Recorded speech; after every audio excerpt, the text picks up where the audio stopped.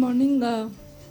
First of all, I'm really amazed at the way things have been carried out in the past 2 days, especially the student initiative, something which is a rare phenomena in welcoming the fellow students and the parents, and I'm happy at the way things have been happening.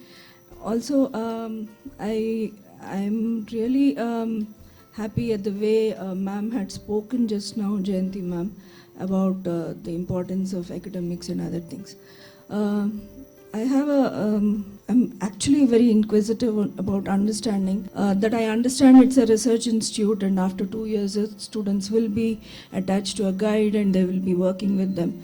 But I really want to understand the pattern of assessment that is happening in the first 2 years. From what I have understood, please correct me if I'm wrong, I get a feeling that we are going by the traditional modes of assessment, where the student is still going through examinations periodically in various formats, and that is what is deciding how best the student is capable of or not. Is that the only way that IIIT works, or is it that what are the other forms, if there are, which if you can give us some clarity? I did mention it, but I think it escaped your attention. What really kills the student is the non-stop assignments. So assignments are all, so the final grade is a weighted combination of the marks obtained in assignments, quizzes, tests and exams. So it's multiple components. And my faculty colleagues, many of them are super enthusiastic and even give a project in the first year. I'm not too happy about it because it delays the whole thing, and it adds to the, but I think, so there are, we don't believe that, being a research institution, we cannot afford to assess only based on the limited duration testing. I think that's not the case. Ma'am, one thing that I wanted to ask as a subsidiary to it is assignments by themselves are summative assessments, in the sense that they do test the student based on a criteria that you would have given them, or a rubric that you would have given them against which you are testing.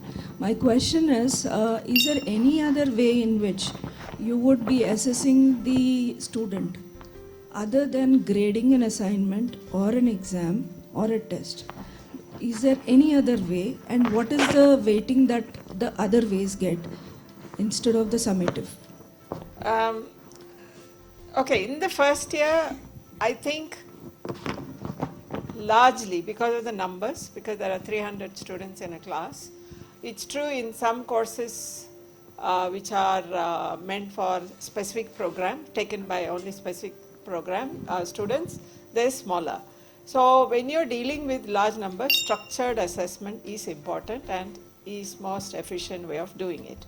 Now, faculty who are giving projects are typically giving it in courses which have very small number of students. Now, in projects, we do much more fine-grained assessment. We assess based on quality of work, quality of presentation, level of understanding they are exhibiting, all those things. But that is not scalable to a class which is 300. So that's why we do not do that.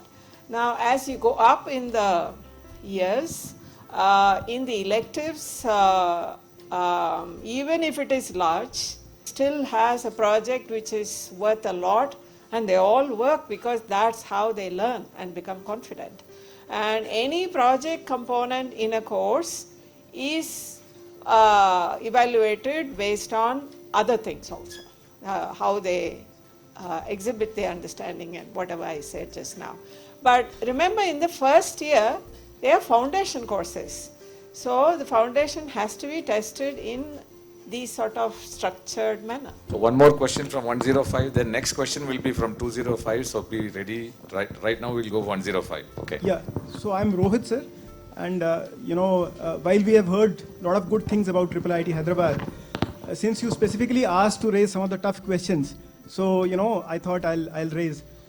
See, yesterday I was meeting some of the senior students, people who are in 4th year and 5th year, and they are the best people who have gone through this, and so they understand the whole process better.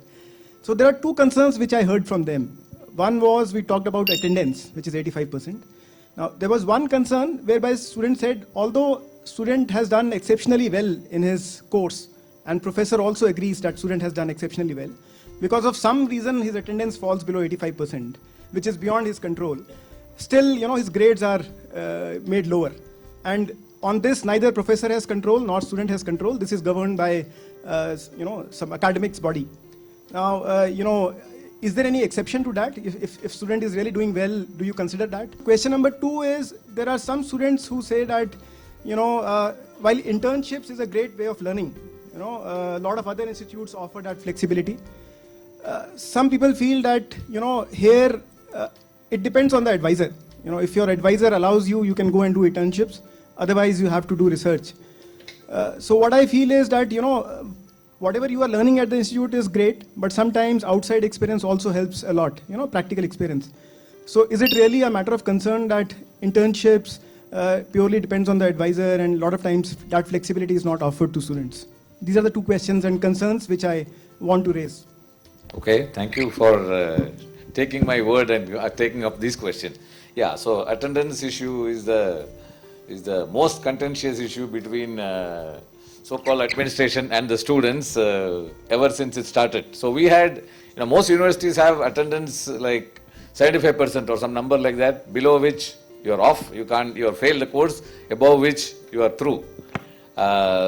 What we adopted is this is, no attendance policy is sufficiently satisfactory or happy. Nobody is happy with any attendance policy, but we have found that introducing an attendance policy here has helped the students a lot, because they will spend time on unnecessary things beyond their control, like playing games till very late and then missing classes. And whatever, talking to people, watching movies over net and then missing classes. And they themselves feel bad. But they cannot, with the attendance policy, there is a little bit pressure. They'll come to the class, and because there is a question that if they come to the class and sleeping in the class, is there any, are we doing anything useful? But we have seen by and large it has improved the performance of students, the participation in the class, etc. And we adopted a slightly nuanced attendance policy where we said, instead of go, no go at 75%, we said we expect they to attend all classes, but some 15% was the number we came up with, the classes where you will be sick, you're not feeling well one day, you're a little fever, it's not sick for a long time. So you'll have to miss a few classes the semester. So we said 15%, nothing happens to you if you miss that kind of class. Below that, another 15% if you miss, your grade is reduced by 1. And then one more is there. Beyond that, below 65, you are not satisfied the requirements of the course, and you are not allowed to get a passing grade. So this is the policy we adopted.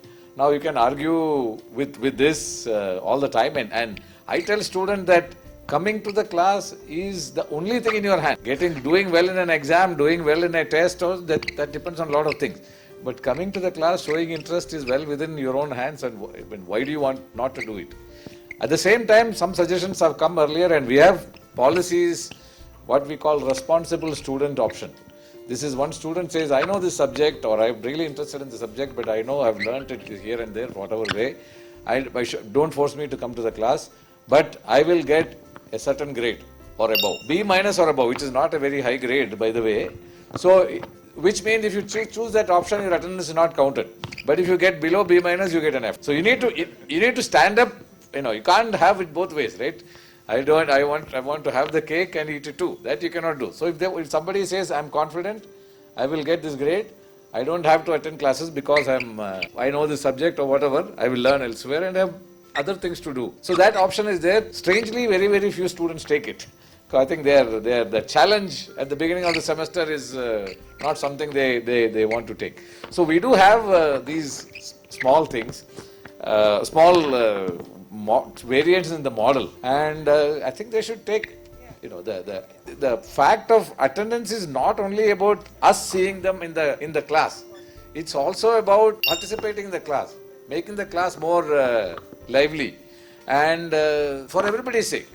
So why not be in the class? What is the what better thing do they have to do in that time? That's a basic question some of our more stricter faculty ask. 100% attendance. What else do they have to do? They are here to do this. It's true. One view it's true. So we take a slightly lenient view on attendance. You have something to say?